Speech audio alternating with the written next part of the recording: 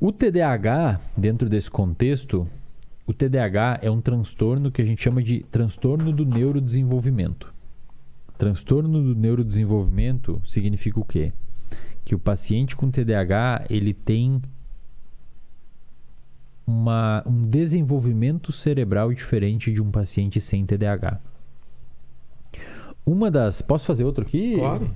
Posso fazer outro aqui? Uma das... Imagina que assim, ó, isso aqui vai ser bacana, cara. Imagina que você tem um cérebro aqui, tá? Isso aqui é um cérebro, tá? Aqui, no caso, estariam os seus olhos. Um balão de... Aqui estariam os seus olhos. Meio feio o cérebro, mas vocês entenderam. Dá pra pegar aí, diretor? Dá? Então aqui você tem o cérebro. Como é que... Não dá pra dar muita moral. O estagiário tá pegando aí o negócio? Tá bonitinho. Tá bonitinho. Legal. Uma região do seu cérebro especialmente afetada no paciente com TDAH é essa região aqui da frente, que a gente chama de córtex pré-frontal. A região do córtex pré-frontal é uma região muito envolvida com atenção, controle do comportamento, projeção de futuro, e uma das principais coisas que o córtex pré-frontal faz é sustentar uma atenção motivada por um período um pouco mais longo em uma determinada tarefa. Exatamente o que o paciente com TDAH muitas vezes não consegue fazer. Ou seja, o paciente com TDAH, ele olha isso daqui, ele começa a ler um livro, e aí logo depois ele sai daquele livro, vai tomar um café, liga para não sei quem, fala no WhatsApp, vai no TikTok. Quando vê, passa horas e ele volta a fazer a tarefa porque ele lembrou que tinha que fazer a tarefa. Então pensa assim comigo. O paciente com TDAH, ele tem... Primeiro, não é que ele tem necessariamente pouca atenção. Ele tem muita atenção em muitas coisas. Então, se o paciente TDAH está aqui falando com nós e bate uma porta, passa um carro, dá um barulho lá fora, ele joga a atenção para lá. É quase como se o sistema atencional dele ou o sistema gerenciador de atenção dele estivesse furado. E em vez de bloquear coisas paralelas, ele pega essas coisas paralelas. Vaza. Então, poderia dizer até que ele tem muita atenção e não pouca atenção. Exato. Ele tem uma dificuldade de canalizar a atenção para um lugar. Por quê? Essa canalização da atenção para um lugar, ela depende de um pouquinho de motivação. Então você tem que sustentar minimamente a motivação numa tarefa para você conseguir não deixar a sua atenção fugir. Então imagina que você começa a ler um livro. E aí acontece alguma coisa, o seu celular brilhou ou vibrou, e você está lendo o livro. Cara, para você não sair daqui e ver o que aconteceu, você tem que ter um pouquinho de motivação para olhar e ficar lendo o livro. Isso quem faz é o córtex pré-frontal. Por quê? Volta aqui, diretor, para mim aqui. Porque você tem um núcleo aqui, ó, chamado de uma área aqui chamada de área tegmentar ventral. Essa área tegmentar ventral, dela saem neurônios produtores de um neurotransmissor que a gente chama de dopamina. Tá. E esses neurônios ascendem até o seu córtex pré-frontal. Cara, eu nunca vi isso aqui sendo falado na internet brasileira, cara. Vai ficar bem legal, a galera vai curtir. Exclusivo. Ó, esses neurônios saem, eles saem para o córtex pré-frontal, da área tegmentar ventral, e também vão em direção a uma outra região do seu cérebro, chamada de núcleo accumbens. Núcleo accumbens. O núcleo accumbens é também denominado de sistema de recompensa. Então, os seus neurônios produtores de dopamina, eles saem da área tegmentar ventral e vão tanto para o córtex pré-frontal quanto para o núcleo accumbens. O córtex pré-frontal gerencia atenção sustentada, atraso de recompensa, é uma área mais racional, é uma área envolvida com controle de estímulos, é uma área de planejamento, também, projeção de futuro. Cenários possíveis. Tipo, eu vou ter que ler esse livro porque eu tenho prova. Ah, tá. Tenho que fazer isso aqui, senão eu vou me fuder na prova e tal. Tá. Isso daqui é o que a gente chama de sistema de recompensa. Tá. Então, quando você vai comer um chocolate, vai fumar um cigarro, vai beber álcool, vai ver pornografia, são esses neurônios aqui que se ligam e jogam dopamina aqui para você fazer esse comportamento. O paciente com TDAH, cara, ele tem, digamos que isso daqui, ó, de dopamina no córtex pré-frontal. Isso daqui é menos dopamina do que uma pessoa normal. Aqui é hipotético, tá? Eu só estou ilustrando hipoteticamente. O paciente com TDAH, ele tem menos dopamina no córtex pré-frontal. Então, o TDAH, menos dopa no córtex pré-frontal. O que isso daqui resulta, cara? Isso daqui resulta em uma incapacidade de sustentar a atenção, porque existe uma pequena desmotivação em continuar fazendo aquilo ali. E olha que interessante, eu não estou dizendo que o paciente com TDAH ele é desmotivado ou ele acha que aquilo ali não é importante. Não. Eu estou dizendo que fisiologicamente, neuroquimicamente, ele tem um pouquinho menos, como se tivesse um pouquinho menos de óleo que está lubrificando as engrenagens do cérebro que canalizam a atenção para um lugar. Ao mesmo tempo, o córtex pré-frontal é uma região envolvida com controle de comportamento. Então, por exemplo, para nós dois estarmos sentados aqui hoje e ficar sentado aqui e não levantar e ir lá pegar um negócio ou não levantar e mexer o celular, é o córtex pré-frontal que está fazendo. É como se a gente tivesse a capacidade de colocar a cortina aqui e deixar o foco aqui. Também. E isso. o TDAH, ele... Não tem a cortina. Ou ele fecha a cortina, mas é cheio de buracos. Exato. Ele vê através dos Isso. buracos E da se cortina. passar alguma coisa, ele fica olhando, cara. Isso. Sim. E aí, se você tem que ler um negócio, você não consegue. Então, esse é um dos pontos. Pelo fato de ter uma redução de dopamina no córtex pré-frontal, o paciente com TDAH não consegue sustentar a atenção em algum lugar, porque a dopamina ela não é envolvida com prazer, ela gera motivação. Entendi. Então, se você tem um pouquinho de dopamina residual aqui, você consegue ficar olhando esse livro e lendo e ignora todo o resto. Se você não tem, tudo começa a se transformar em importante.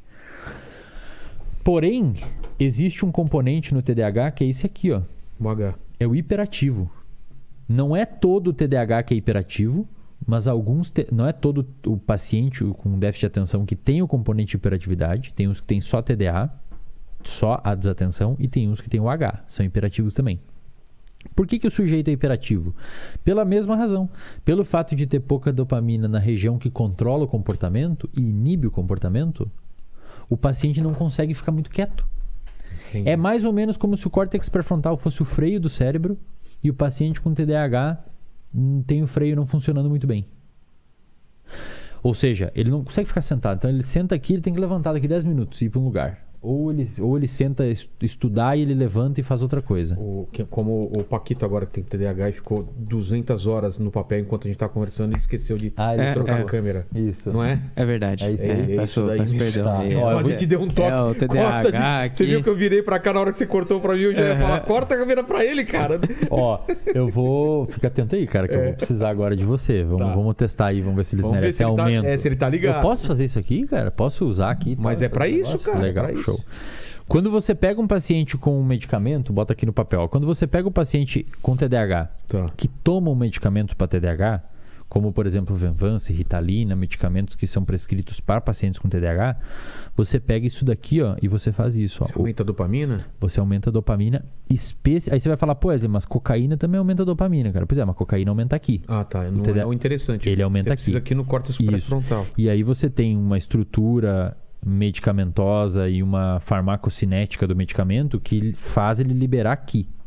E faz ele liberar especialmente aqui e por um tempo específico aqui. Então, o Venvance, por exemplo, o efeito às vezes dura 10 horas. Então, é um medicamento que ele fica agindo e sendo liberado durante o dia para manter quase como se fosse uma mangueira de jardim vazando dopamina ali o dia inteiro. A Ritalina, às vezes, é um pouco mais e depende do perfil do paciente. Tá? Mas pensa assim, ó, volta aqui pra mim, Paquito. Aqui no papel.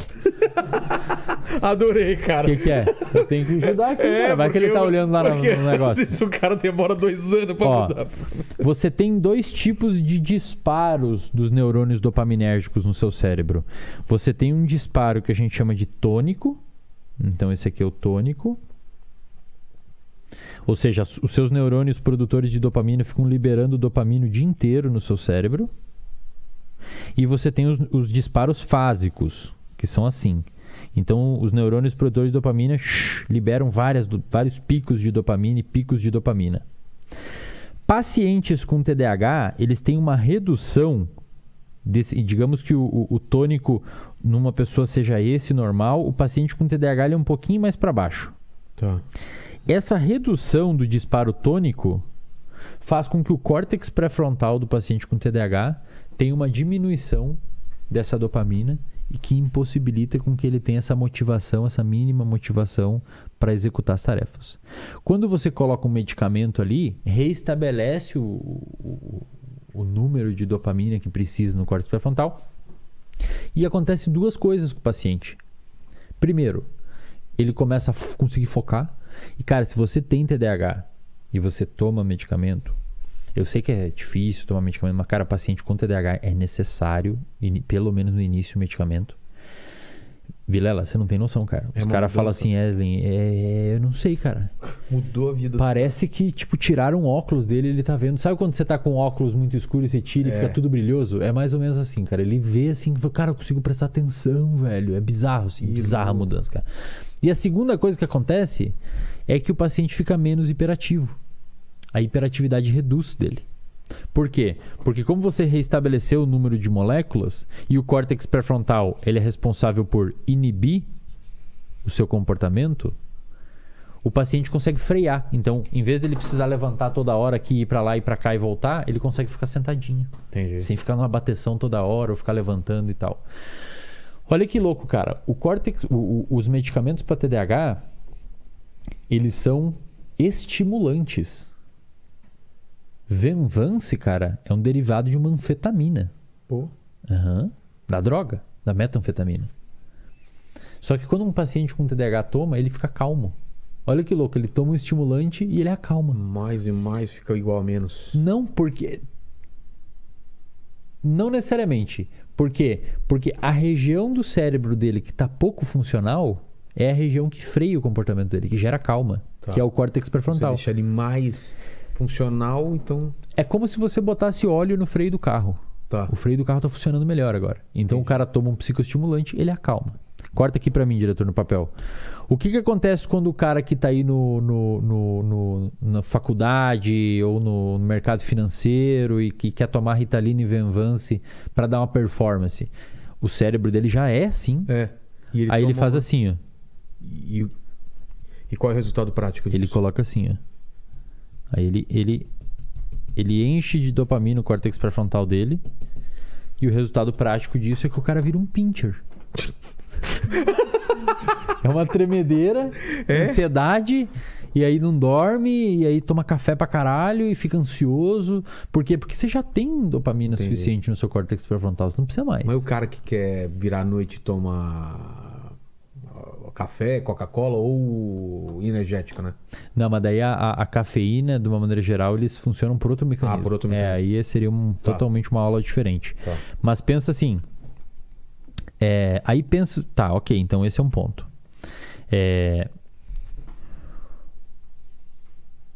Imagina agora... Bom, primeiro, o paciente com TDAH, ele é então um paciente é um transtorno do neurodesenvolvimento. O paciente, ele nasce com aquilo, tá? Com essa deficiência em dopamina tônica. Isso gera uma série de problemas, etc, etc. Mas aí muitas pessoas me mandam assim, cara, tá aumentando o número de diagnóstico de TDAH, como é que tá e tal, não sei o que. Tá aumentando o número de pessoas com TDAH. Eu não sei se está aumentando o número de pessoas, mas está mais evidenciado por conta da nossa sociedade atual ser multitarefas. Então você, por exemplo, talvez, sei lá, o pai de alguém tinha TDAH, mas pelo fato do cara ter um mercadinho e a vida dele ser relativamente pacata, não no sentido pejorativo, mas não ter tantas funções, cara, às vezes pode ser que não era um problema para ele a desatenção.